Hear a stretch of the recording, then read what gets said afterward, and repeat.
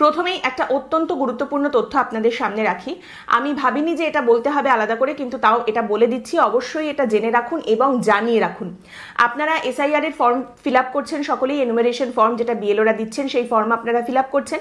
সেখানে আপনার মোবাইল নম্বরটা দিতে হবে, এটা বাধ্যতামূলক। আপনার মোবাইল ফোন নাম্বার আপনি ফর্মে দিচ্ছেন, কিন্তু আপনার ফর্ম জমা দেওয়ার পরে যদি আপনার কাছে কোনো ফোন আসে এবং আপনাকে বলা হয় যে আপনার ফোনে একটা ওটিপি গেছে, সেই ওটিপিটা তাড়াতাড়ি আমাদের দিয়ে দিন, তবেই কিন্তু এসআইআর এ আপনার নাম উঠবে, ভোটার তালিকায় আপনার নাম উঠবে।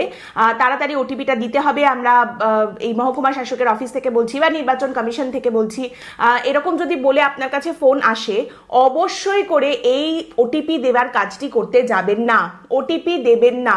আপনাকে যদি বলা হয় যে আপনি ওটিপি না দিলে আপনার মোবাইল নম্বর ভেরিফিকেশন হবে না, আপনি ওটিপি না দিলে আপনি ভোট দিতে পারবেন না, ভোটাধিকার হারাবেন, আপনাকে ধরে নিয়ে চলে যাবে, জেলে পুরে দেবে, এ সমস্ত বললেও ওটিপি দেওয়ার কাজটি একেবারেই করতে যাবেন না। এটা নিয়ে কিন্তু একটা আলাদাই দুর্নীতি, একটা আলাদাই স্ক্যাম চলছে।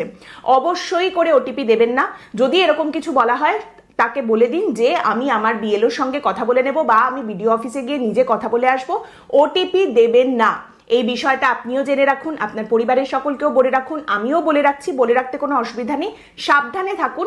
কোনো যদি কেউ ফোন করে বলে যে আপনার এসআইআর এ নাম তোলার জন্য একটা ওটিপি আসবে, সেই ওটিপিটা আমাকে দিয়ে দিন, সেই কথায় একেবারেই কিন্তু